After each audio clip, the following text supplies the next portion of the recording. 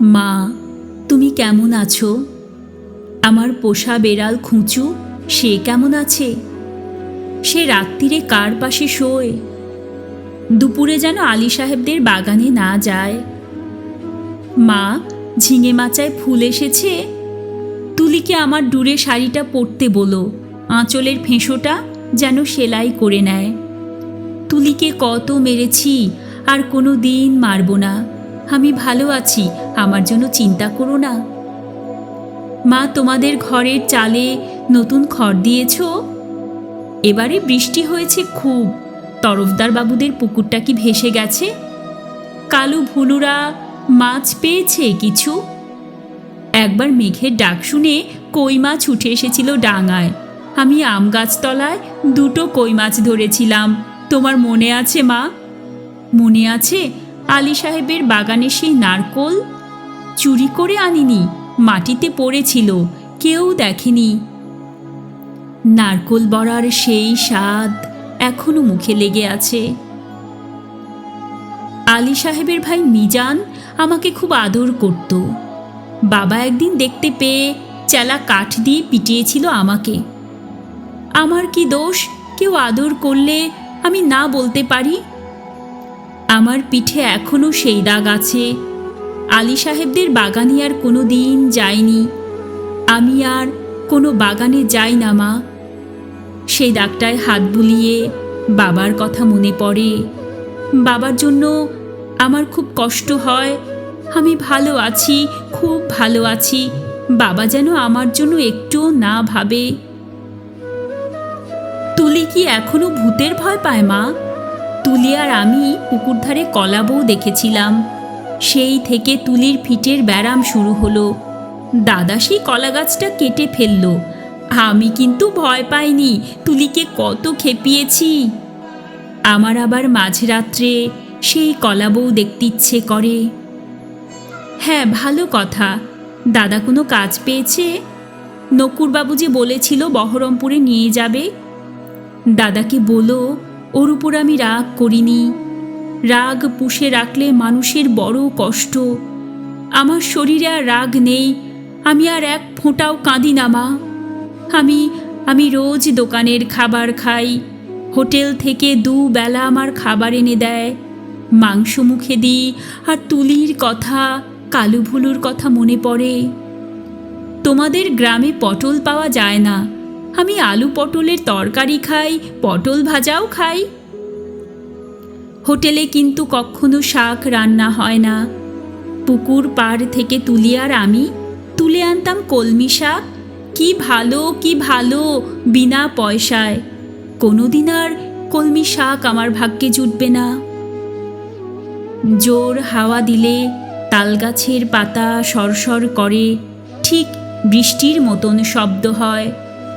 এই ভাদ্র মাসে তাল পাকে, ঢিপ ঢিপ করে তাল পড়ে। বাড়ির তাল গাছ 2টো আছে তো। কালু তালের বড়া বড় ভালোবাসে, একদিন বানিয়ে দিও। তেলের খুব দাম জানি, তবু একদিন দিও। আমাকে বিক্রি করে দিয়ে 6,000 টাকা পেয়েছিলে। তা দিয়ে একটা গরু কেনা হয়েছে তো। সেই গরুটা ভালো দুধ দেয়। আমার মতন মেয়ের চেয়ে গরু অনেক ভালো। গরুর দুধ বিক্রি করে সংসারের সুসার হয়, গরুর বাছুর হয়, তাতেও কত আনন্দ হয়। বাড়িতে কন্যা সন্তান থাকলে কত জ্বালা। 2 বেলা ভাত দাও রে, শাড়ি দাও রে, বিয়ের জোগাড় করো রে, হাবলু মিজান শ্রীধরদের থাবা থেকে মেয়েকে বাঁচাও রে। আমি কি বুঝি না? সব বুঝি, সব বুঝি।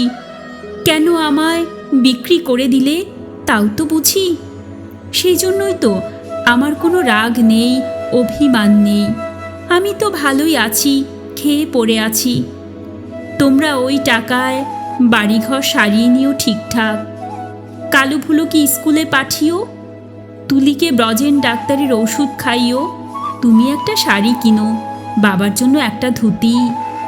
দাদার একটা ঘড়ির শখ, তা কি ও টাকায় কুলোবে? আমি কিছু টাকা জমিয়েছি, সোনার দুল গড়িয়েছি। একদিন কি হলো জানো মা? আকাশে খুব মেঘ জমেছিল। দিনের বেলা ঘুরঘুরটি অন্ধকার। মনটা হঠাৎ কেমন কেমন করে উঠল। দুপুরবেলা চুপি চুপি বেরিয়ে ট্রেনে চেপে বসলাম। স্টেশনে নেমে দেখি একটা মাত্র সাইকেল রিক্সা। খুব ইচ্ছে হলো একবার তোমাদের বাড়িটা দেখে আসি। রথতলার মোড়ে আসতেই কারা যেন চেঁচিয়ে উঠল, কে যায়, কে যায়? দেখি যে হাবলু শ্রীধরদের সঙ্গে তাস খেলছে দাদা। আমাকে বলল, হারামজাদি, কেন ফিরে এসেছিস? আমি ভয় পেয়ে বললাম, ফিরে আসিনি গো, থাকতেও আসিনি, একবার শুধু দেখতে এসেছি। হাবলু বলল, এটা একটা বেবুশ্যে মাগি। কি করে জানলো বলো তো, তা কি আমার গায়ে লেখা আছে? আরেকটা ছেলে, চিনি না, বলল, ছি ছি ছি, গাঁয়ের বদনাম। হাবলু রিকশালাকে চোখ রাঙিয়ে বলল, ফিরে যা। আমি বললাম, দাদা, আমি মায়ের জন্য কটা টাকা এনেছি আর তুলির জন্য। দাদা টেনে এক চর কষালো আমার গালে। আমাকে বিক্রির টাকা হকের টাকা, আর আমার রোজগারের টাকা নোংরা টাকা। দাদা সেই পাপের টাকা ছোঁবে না, ছিনিয়ে নিল শ্রীধর। আমাকে ওরা দূর দূর করে তাড়িয়ে দিল। আমি তবু দাদার উপর রাগ করিনি। দাদা তো ঠিকই করেছে। আমি তো আর দাদার বোন নই, তোমার মেয়ে নই, তুলির দিদি নই।